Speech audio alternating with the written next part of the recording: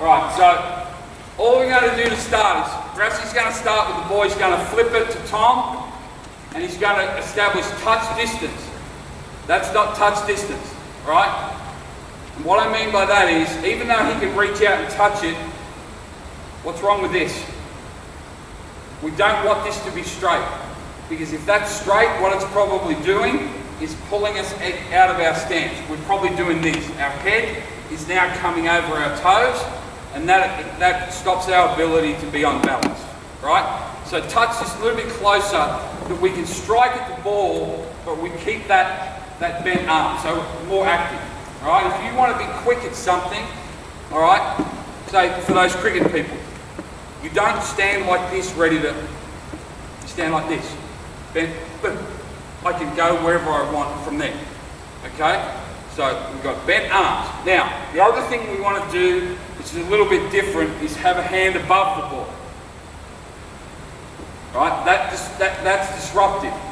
For a long time, we think, no, hand above the ball. Because underneath, if my hand is underneath, put your hand underneath the ball. Pass the ball to me now. Not much pressure there. Put your hand above the ball. Right? Now, like legitimately above it, pass the ball to me now. Tiny thing, huge thing. Alright? So hand above ball is a key thing. So what we're going to do now, start inside, you're going to flip it to him and create touch distance, hand above the ball. Right? The other one is up, right, to take things away. Other one is up to take things away. Alright? What you're then going to do is take one hard dribble to your right, you're going to slide and keep in front. When it picks it up, you're going to go, stick! That's all you're going to do. Let's see the whole thing. Quick.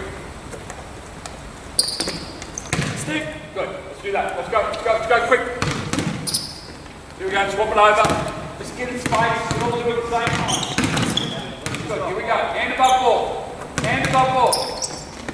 Stick. Go. Stick.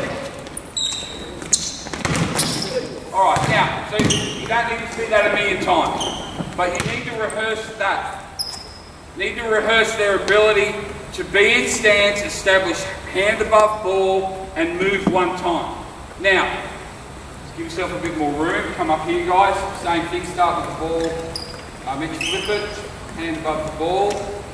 Alright, now, when he lifts it above his head, you go up, stick the ball, one across that, come back down, maintain space, all right? Take one dribble, pick the ball up again, all right? Pick the ball up again, stick, all right?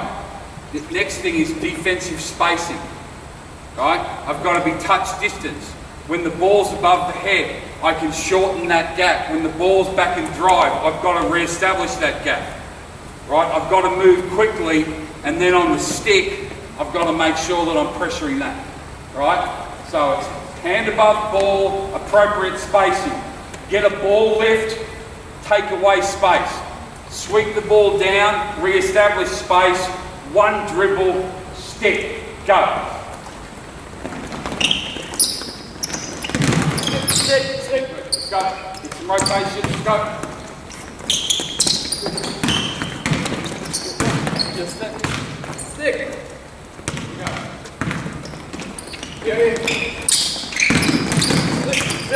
Alright, now, you can see, remember on offense I said you've got to constantly coach the feet and the eyes. Defensively, you've got to constantly coach the hands. You cannot establish ball pressure if they play with their hands down here. And you see there when we've only moved through for a second breakdown already. Ball. It says who? You. Right? Ball. Hand above ball. This one's up. Okay? You see a lot of kids. Ball. Unless you're applying for a job at the airport, this is no good. What does this do? Nothing. Right? If they touch it, it's a foul.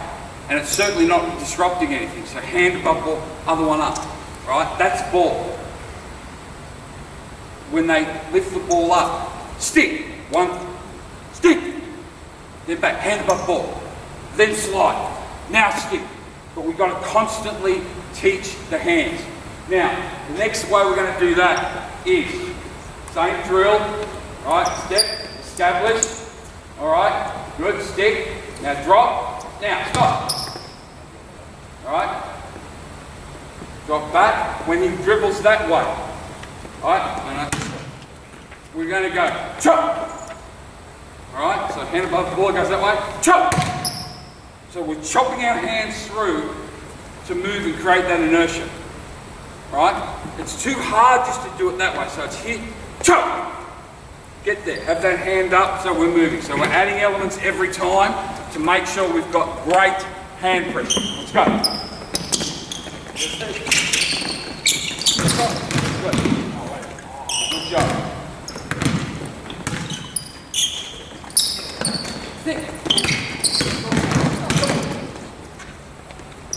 When they start, chop. Just it. Good. All right. So again, how long are you going to do this for? Not long. I'm labouring the point a little bit because it's clinic. But if I were you, it doesn't matter what the level, I would do one-on-one shadow rehearsal every practice. Every single practice. For how long? 3 minutes. Because once you've taught it, in week 2, 3 and 4 you can go, hey, let's get some one-on-one shadow rehearsal, whatever you call it. One-on-one chop, one-on-one hands, whatever it is. But just like brushing your teeth, do it once, makes a little difference. Do it every day, you've still got teeth in your mouth when you're 75. It's the same man to man. You've got to do it every day, right? Coach the hands, coach the feet, coach the spatial awareness, right? Coach the ability to create space, to take away space. The last one now is we add what we call a chest blow, all right? So same thing. All right, so we go through the same thing down. Now, as he comes and dribbles, you're going to chop, but now you're going to take one more dribble and you're going to take him right through.